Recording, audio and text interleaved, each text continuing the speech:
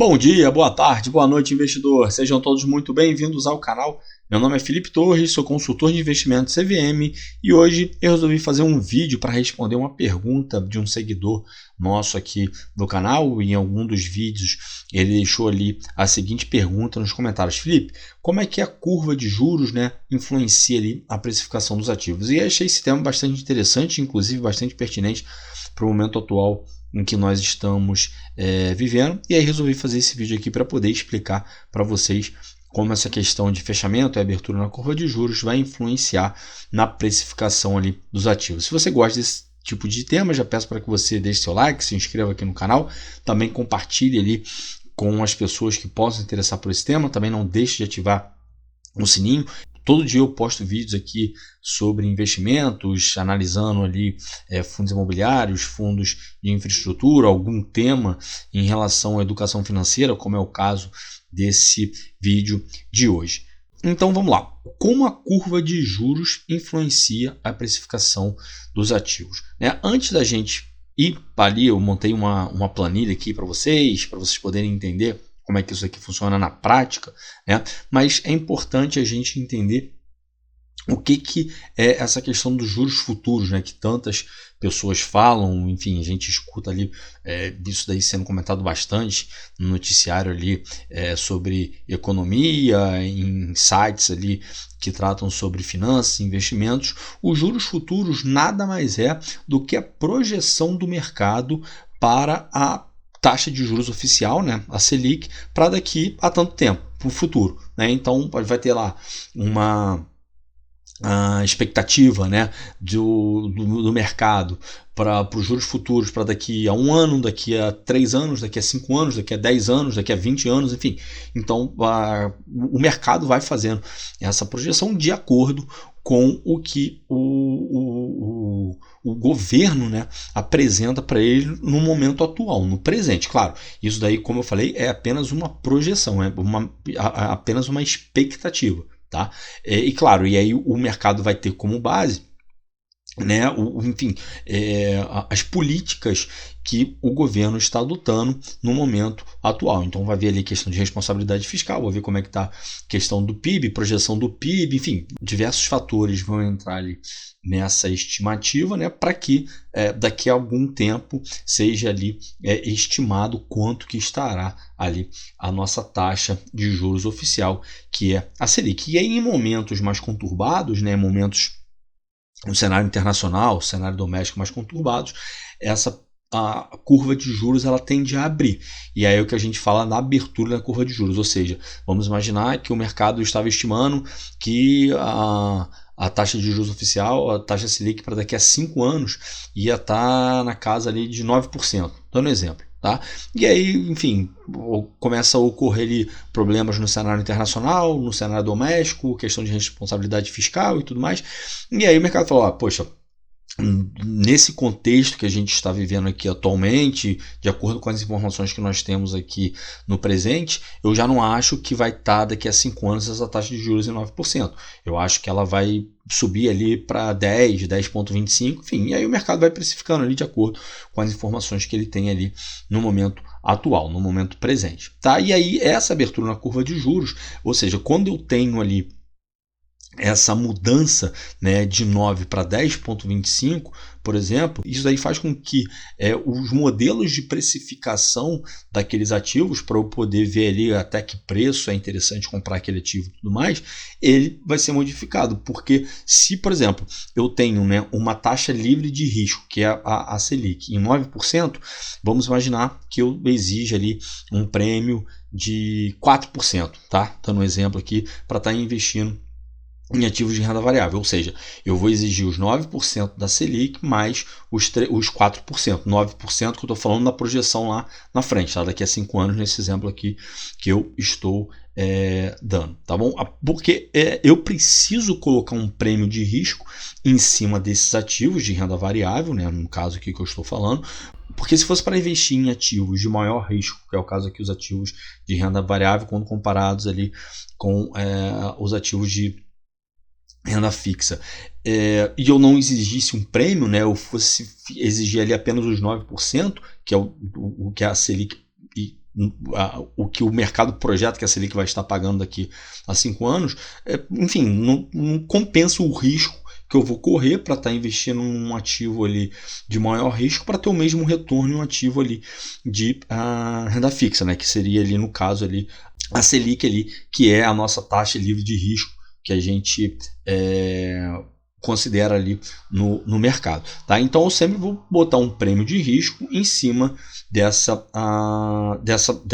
taxa livre de risco, né? E claro, dependendo do ativo, né, eu vou botar um prêmio de risco maior ou um prêmio de risco menor, dependendo ali da avaliação que eu fizer daquele ativo, se ele tem um risco maior ou um risco menor, quando comparado ali dentro dos ativos de renda variável. Por exemplo, se eu pego ali uma Taesa da vida, né, uma Transmissão Paulista da vida, que são ativos, né, no setor ali de transmissão, que são setores considerados extremamente previsíveis, né, perenes, e aí eu vou comparar com uma empresa ali do setor de varejo, por exemplo, uma Lojas Renner, uma Magazine Luiza, enfim, alguma coisa nesse sentido, né? Eu vou ter que exigir um prêmio maior para estar investindo nessas empresas do varejo do que nas empresas ali de transmissão, por conta do risco do negócio, né? O meu risco de investir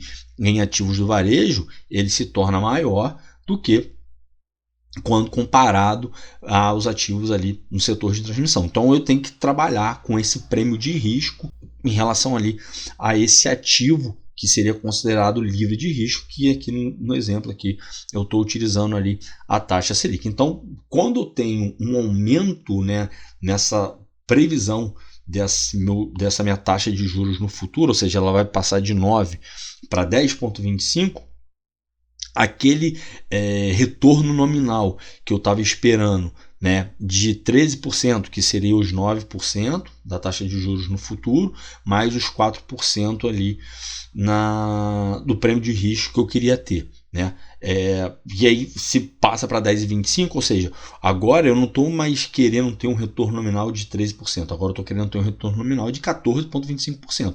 E aí isso daí vai fazer com que eu aumentando esse meu retorno ali que eu desejo ter, isso daí vai fazer com que o ativo ali, a ação, enfim, que a gente estiver ali fazendo essa análise, eu vou ter que reduzir o preço dela, né, para que eu possa comprá-la e ter essa margem maior aí para eu poder ter esse retorno esperado ali de 14,25%. Então, apenas um exemplo para vocês poderem entender como que essa questão aqui, ela da abertura na curva de juros, né, ela vai influenciar. Eu preparei uma planilha aqui para vocês, eu já vou abrir aqui para vocês poderem entender mais ou menos na prática, né, como é que isso aqui funciona.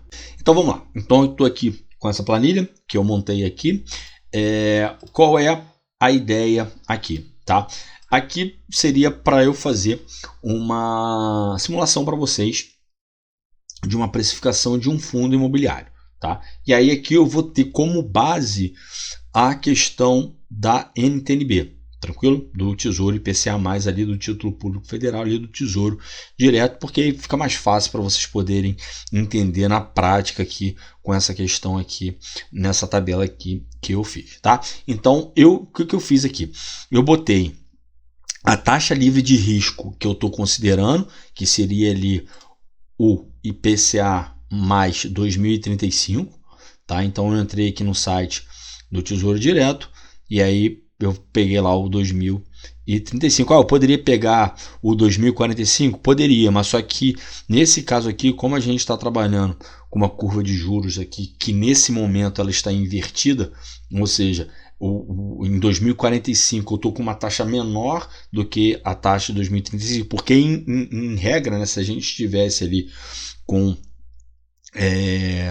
um cenário considerado normal, tá? A tendência é que quanto maior for o vencimento desse meu título, esse prêmio aqui vai aumentar. Então a gente vê aqui que a gente está com uma curva de juros invertida justamente porque eu estou ao contrário.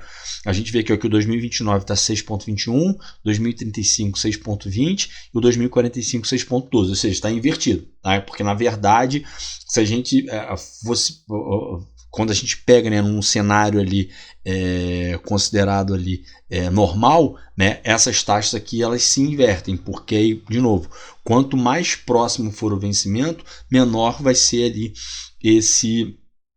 essa rentabilidade, tá? Então eu peguei aqui 2035 até para ficar ali um cálculo ali mais conservador, tá? Mas vamos imaginar aqui que 2045 tivesse 6,3, tá? Dando exemplo aqui, ou seja, que estivesse maior que o 2035, aí eu pegaria esse daqui de 2045 que estaria com uma taxa ali maior, tá? Então eu peguei aqui o 6,20, tá? Para a gente botar aqui na nossa planilha. Então tá aqui, ó, taxa livre de risco 6,20. E aí qual é o prêmio de risco que eu quero ter? Nessa simulação que eu vou fazer aqui para vocês, eu estou pegando ali o XPMOLs, tá? Claro, aqui não é nenhuma recomendação nem de compra, nem de venda, tá? Nada disso, e até mesmo também todos esses valores que eu coloquei ali, o prêmio ali de risco e tudo mais, foram apenas exemplos, tá? Não estou falando que é dessa forma que eu considero, não estou falando que para o XPMOLs eu exijo um prêmio de 3%, enfim, isso daqui é somente para vocês poderem entender como é que essa questão na abertura da curva de juros vai influenciar. Então, aqui no XPMOLs, tá? O que eu fiz? Eu vim aqui, peguei as últimas distribuições que ele fez, então peguei aqui, ó, dezembro, ele distribuiu 90 centavos, tá? Em janeiro, 92 centavos, em fevereiro, 90 centavos, em março, 90 centavos e agora em abril, 91 centavos. Então, eu estipulei ali como 90 centavos ali que ele vai ficar mantendo essa média de 90 centavos. Pode ser que lá na frente ele venha diminuir ou venha aumentar? Pode, mas com o que a gente tem aqui no momento atual, né, 90 centavos ali, eu acredito que seja um valor ali interessante para a gente fazer esse cálculo. Então aí o que eu vou fazer? Eu vou pegar esses 90 centavos que ele paga por mês e vou multiplicar por 12. E aí botei aqui nessa célula aqui de proventos ali que ele pagou, que ele irá pagar nos próximos 12 meses, tá? Então ficou R$10,80, tá? Nesse caso, como eu estou exigindo um dividend yield de 9,2%, e aí por que, Felipe, 9,2%? Porque hoje em dia, como a gente viu ali, a taxa livre de risco, que é o IPCA+, né? Eu peguei ali 6,2 e eu estou exigindo aqui nesse exemplo que eu estou dando para vocês um prêmio de risco de 3%. Então 6,2 mais 3% vai dar o dividend yield ali que eu quero de 9,2%. Tá? Então nesse cenário aqui, em que o fundo ele vai pagar R$10,80 nos próximos 12 meses e eu vou estar exigindo um dividend yield de 9,2% por conta dessa situação aqui, o preço máximo, o preço teto que eu posso aceitar a pagar nesse ativo no mercado secundário ali seria de R$ 117,39. Tá? Então, e aí o que vai ocorrer? Vamos imaginar que a gente tem ali uma abertura na curva de juros. Então, vamos imaginar ali que, enfim, tem essa, e aí sempre, né, que tem essa abertura na curva de juros, as taxas ali do Tesouro elas vão oscilar, tá? E aí, claro, se eu tenho um fechamento na curva de juros, essas taxas vão oscilar para baixo. Mas aqui nesse primeiro exemplo, vamos pegar aqui o que a gente está falando de uma abertura na curva de juros. Então vamos imaginar que essa taxa do Tesouro IPCA+, ela sai de 6,2% e vai para 6,5%. Aí reparem aqui o que vai acontecer com o preço aqui que eu vou exigir, até o que preço, né, que eu aceitaria pagar nesse ativo. Então vai sair de 6,2 para 6,5. Repararam? Então ele foi de 117, agora eu aceito pagar R$113 por conta dessa abertura na curva de juros que houve, porque aí eu vou estar exigindo ali um prêmio maior, né? Porque aí agora, por exemplo, eu vou estar exigindo não mais um dividend yield de 9,2%, mas sim agora um dividend yield de 9,5%, porque, enfim, o prêmio ele vai se manter, ele sempre vai ser 3% aqui nesse exemplo que eu estou dando para vocês no XPMOLs, tá? Mas como houve ali essa mudança na taxa ali do Tesouro IPCA+, como houve essa abertura na curva de juros, eu vou exigir agora que esse ativo, né, ele caia o preço dele para que eu receba ali aquele dividend yield que eu estou esperando. E por que disso? Porque a questão dos proventos ela não consegue ser alterada, né? Ele poderia ter uma outra possibilidade, por exemplo, vamos imaginar que eu quero ficar aqui com, sei lá, manter ali na casa dos R$117, e aí para que eu mantivesse ali na casa dos R$117, esses meus proventos aqui, sei lá, teria que sair aqui de 10,8, que a gente viu ali que é uma projeção ali bastante factível, né, de ocorrer para, sei lá, R$14, dando um exemplo aqui, vamos ver, tá? Não, R$14 foi muito. Vamos botar aqui para R$12 foi muito, vamos botar aqui para R$11. Ó, para R$11, então, se o fundo ali aumentasse, vamos botar aqui 11,2. Então beleza. Seria ali para R$11,20, ou seja, o fundo precisaria aumentar a distribuição dele de R$10,80 para R$11,20 nos 12 meses, né? Então seria ali no período de 12 meses, para que eu mantivesse esse meu patamar ali quando o Tesouro Direto estava ali em 6,2. E aí, qual é a perspectiva, né, para um fundo imobiliário sair de R$10,80 para R$11,20? É baixíssima.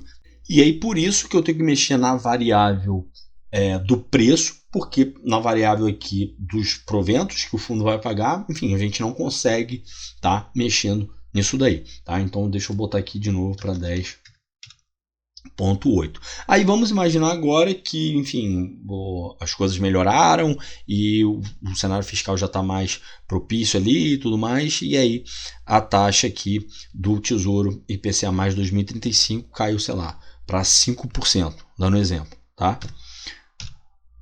Nesse caso, o meu dividend yield que eu aceitaria receber no mínimo, né, seria de 8%, porque, de novo, a taxa, o prêmio de risco não altera, o que está alterando aqui é a taxa livre de risco, tá? E aí, reparem só, o meu preço, né, que antes estava ali na casa de 113, 117, agora com essa queda aqui de 6,5% para 5%, ele aumentou para R$135. E aí, nesse caso, o mercado vai começar a comprar, porque aumentou ali essa margem para ele poder realizar essa compra, já que o dividend yield aqui nesse caso ele diminui. Então é dessa forma que essa questão de abertura e fechamento na curva de juros vai influenciar na precificação dos ativos. Tá? Aqui a gente está falando em ativos de tijolo. Se a gente estiver falando sobre fundos de recebíveis imobiliários ou fundos ali de debêntures, que são os fundos de infraestrutura, ou os FIAGROS, enfim, algum fundo que seja de dívida, né? Essa precificação ela já vai ficar mais próxima ali do valor patrimonial do fundo. Então, você consegue ter mais ou menos um parâmetro por conta ali do valor patrimonial do fundo, que é marcado ali pelos ativos que compõem a carteira do fundo. E aí, só para vocês poderem entender isso aqui, eu separei aqui também um exemplo para vocês poderem ver aqui nesse site aqui, Calculadora Renda Fixa, que é um site bem legal, tá? Inclusive eu já fiz um vídeo aqui explicando sobre a questão de ganhar com investimentos e marcação a mercado, enfim, quando eu compro um título público federal ali por determinada taxa, e se essa taxa ali vier a cair, quanto de rentabilidade eu posso ter. Eu vou deixar o card aqui em cima. Ficou bem interessante o vídeo. Se você tiver alguma dúvida em relação a essa questão de marcação ao mercado, como ganhar com marcação ao mercado ali em ativos de renda fixa, recomendo que você veja o vídeo, que você vai gostar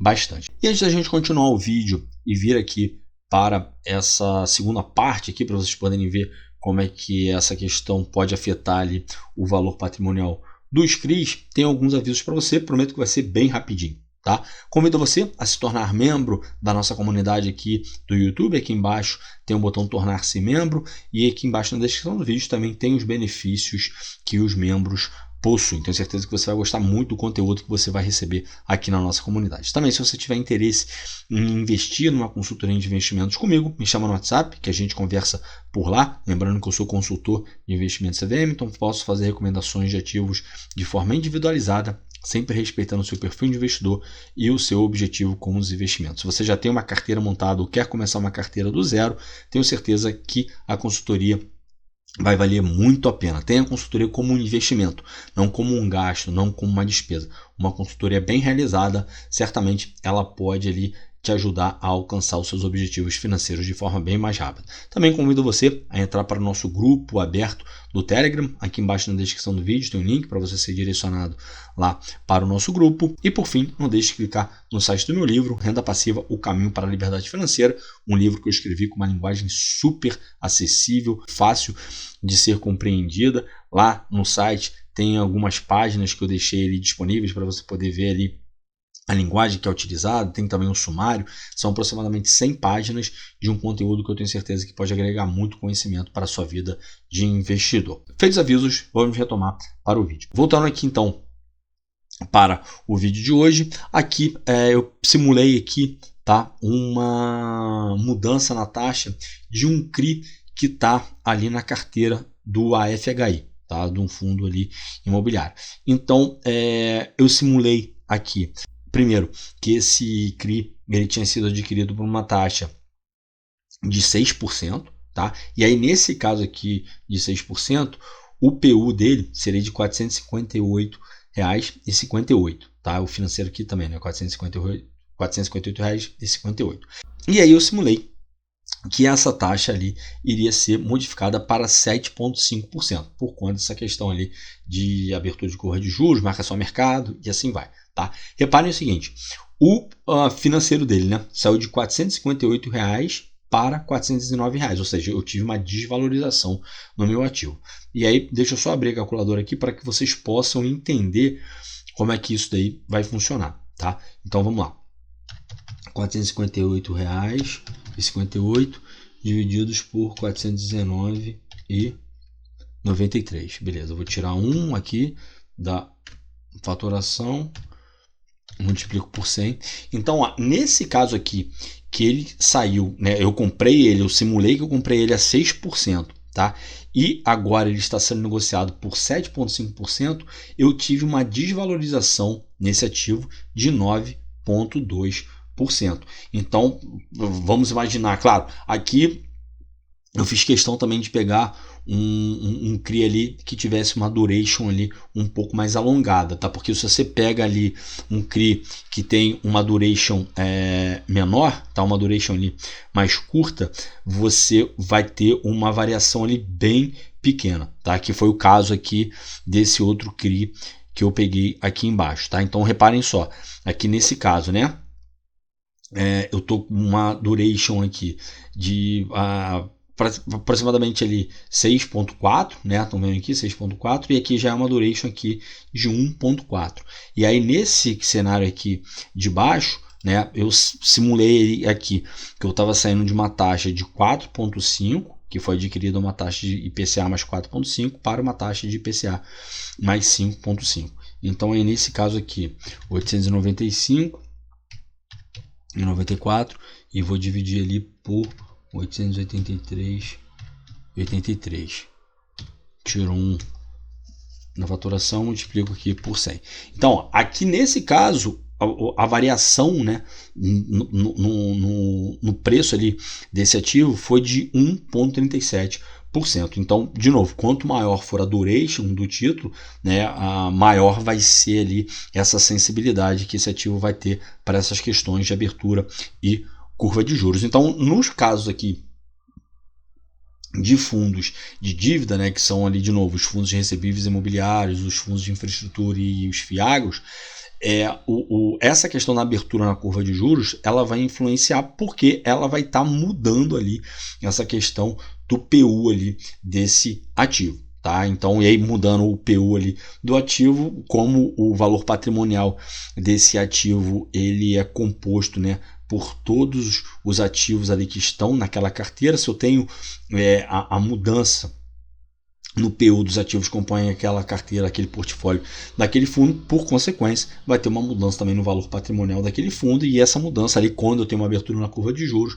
é para eu diminuir ali esse valor patrimonial ali daquele fundo, tá? Bom, para hoje era isso, o vídeo já ficou até mais longo aqui do que eu esperava, né? Mas espero que tenha dado para vocês poderem entender como é que funciona essa questão de abertura e fechamento na curva de juros, na precificação dos ativos. E claro, aqui, né, eu dei o exemplo para vocês na abertura da curva de juros, mas se houvesse ali um fechamento na curva de juros, essa questão aqui da desvalorização iria ser invertida, e aí, ao invés da desvalorização ia ter uma valorização dos ativos, que por consequência iria ali também aumentar o valor patrimonial do meu fundo imobiliário, fundo de infraestrutura, ou enfim, ou FIAGRO, tá? Se você tiver ficado com alguma dúvida, pode deixar aqui embaixo nos comentários a sua pergunta, pode, enfim, me mandar mensagem lá no WhatsApp, fiquem bem à vontade que eu teria o maior prazer ali em responder, tá bom? Se vocês tiverem gostado, peço para que, por favor, deixem seu like, se inscrevam aqui no canal, não deixem de ativar o sininho para que vocês recebam as notificações dos vídeos que são postados aqui diariamente. Se você tiver alguma sugestão de ativo que gostaria de ver analisado, algum tema que gostaria de ver abordado aqui, como foi o caso do vídeo de hoje, né? O vídeo de hoje que foi baseado numa pergunta que um seguidor nosso aqui fez, achei a pergunta bastante interessante, resolvi fazer esse vídeo. Se você tiver ali alguma sugestão, pode deixar aqui embaixo nos comentários, porque certamente será atendido. Se você também tiver algum feedback com elogio ou crítica, pode deixar aqui embaixo também nos comentários, porque isso ajuda muito no crescimento do canal. O meu muito obrigado a todos vocês que ficaram comigo até aqui. Desejo a todos bons investimentos e até a próxima.